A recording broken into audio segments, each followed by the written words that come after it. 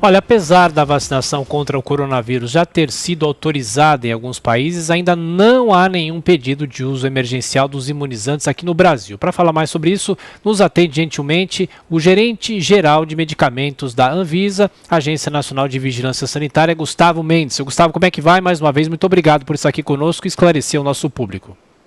Olá, bom dia para vocês, bom dia para os espectadores. Bom, inclusive, no fim de semana, o senhor chegou a fazer essa declaração, dizendo que até agora não chegou nenhum pedido emergencial na Anvisa, mas eu pergunto, a partir do momento em que chega um pedido emergencial, quanto tempo que a Anvisa tem para fazer análise disso e se só empresas podem fazer esse pedido e não governos, no caso, os governos dos estados ou o governo federal? Bom, é isso mesmo, é importante ficar claro. Só a empresa pode pedir porque a empresa é que tem que verificar se ela cumpre com os requisitos que nós colocamos. E alguns dos requisitos que são muito importantes nesse caso é saber qual a estratégia que a empresa vai adotar para monitorar o desempenho dessas vacinas nos voluntários que serão vacinados. Porque a gente sabe que a autorização de uso emergencial é para uma vacina que ainda está em situação experimental e que precisa de um acompanhamento muito próximo. E quem tem que fazer isso é a empresa. Então, até o momento não recebemos nenhum pedido, temos algumas expectativas, mas até o momento não temos. E em relação a prazo, o que a gente definiu foi que assim que a gente receber o pedido, a gente vai divulgar uma perspectiva de análise, porque o que acontece é que cada pedido pode ter um pacote de dados diferente. Como vocês sabem, a gente tem feito interface com outras agências reguladoras e nós não queremos fazer retrabalho. Então, sempre que tiver aprovação de outra agência, a gente vai poder aproveitar essas informações para agilizar a nossa análise. Por isso que a gente não quis dizer um prazo fixo no nosso guia. Agora, a pergunta de Joel Pinheiro da Fonseca. Gustavo Mendes, bom dia. A Anvisa e o Ministério da Saúde têm reiterado muito esse prazo para o registro normal, uma vez feito o pedido, né? A gente sabe que ainda não foi, mas uma vez feito o pedido seria até 60 dias. Esse prazo se altera, dadas as condições emergenciais agora de pandemia? O prazo de 60 dias é para o registro completo. Seria quando realmente os estudos forem concluídos e for encaminhado aquele dossiê que nós chamamos que é o dossiê que tem toda a completude das informações. E esses 60 dias mesmo a gente já trabalhou, já se organizou aqui na Anvisa para diminuir esse prazo por meio desse procedimento que a gente chama de submissão contínua. Então, ao invés de esperar o dossiê completo para iniciar a análise do registro, a gente já tem recebido informações de fases anteriores, fase pré-clínica, fase 1, fase 2 dos estudos clínicos, para poder não tomar todo esse tempo. Isso é diferente da autorização de uso emergencial, porque a autorização de uso emergencial é essa que a empresa pede para uma população específica que justifica, na situação de pandemia, conceder o uso mesmo da vacina ainda não tendo terminado todos os seus estudos.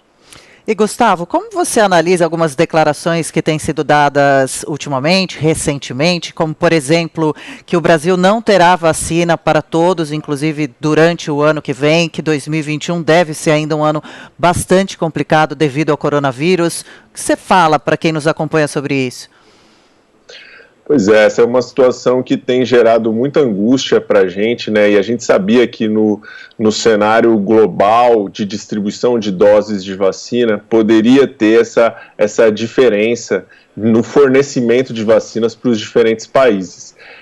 Bom, o que eu posso dizer é que da parte da Anvisa, né, eu sou um especialista da Anvisa, a nossa função é nos organizar para dar respostas rápidas sobre a segurança, a qualidade e a eficácia da vacina, sem abrir mão desses critérios que são importantes para dar segurança e tranquilidade para a população. Então, eu queria dizer que da nossa parte nós estamos preparados, já nos organizamos para dar respostas rápidas que a situação exige. A parte de negociação com as empresas, de disponibilização de doses, não é responsabilidade da Anvisa, porque a Anvisa é o órgão regulador independente que vai fazer e confrontar esses dados das alegações das empresas, que dizem que tem eficácia de tantos por cento, segurança de tantos por cento, e a gente precisa olhar para isso para ver se isso é realmente verdade, se isso é válido e se faz sentido. Então, da nossa parte, o nosso compromisso é esse, de dar respostas rápidas, e assim que tivermos um pedido, vamos ser muito transparentes sobre quais são os riscos da vacina, quais são os benefícios e como garantir a segurança delas. Gustavo Mendes, gerente da Anvisa, conversando conosco aqui na Jovem Pan. Agora, José Maria Trindade de Brasília. Zé Maria. Doutor Gustavo, muito bom dia. Nós estamos vivendo num momento aqui no Brasil e no mundo em geral de que o óbvio precisa ser dito. Eu queria saber do senhor se há uma pressão política, ou de governo, ou de alguém, para a Anvisa liberar ou não liberar a autorização de vacinas aqui no Brasil. A experiência que nós temos é que os procedimentos que nós estamos adotando para esse caso das vacinas da Covid são procedimentos que foram alinhados internacionalmente com outras agências. Desde o começo da pandemia, a gente tem se reunido quinzenalmente com as outras agências. Já sabíamos que haveria essa comoção, que haveria essa necessidade de respostas rápidas das agências reguladoras, e aí tanto do governo, quanto da sociedade, quanto de todos os lados, haveria então essa necessidade da agência ser clara, ser transparente e mostrar o que está fazendo. Então, até o momento, esses procedimentos estão alinhados com as outras agências reguladoras e estamos conseguindo manter a nossa agilidade e isenção necessárias, que é fundamental nesse caso. Então, minha resposta é não estamos tendo nenhuma pressão desse tipo.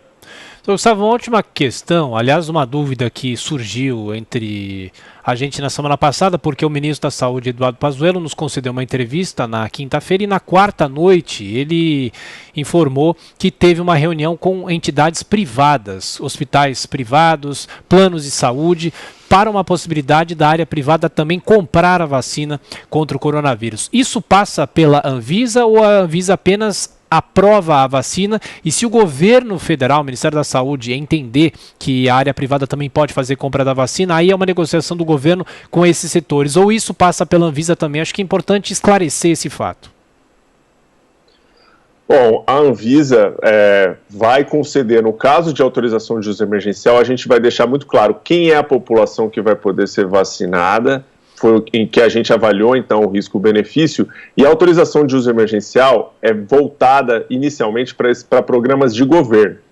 Então, destinar a vacina para profissionais de saúde ou para idosos no âmbito do governo, no âmbito público.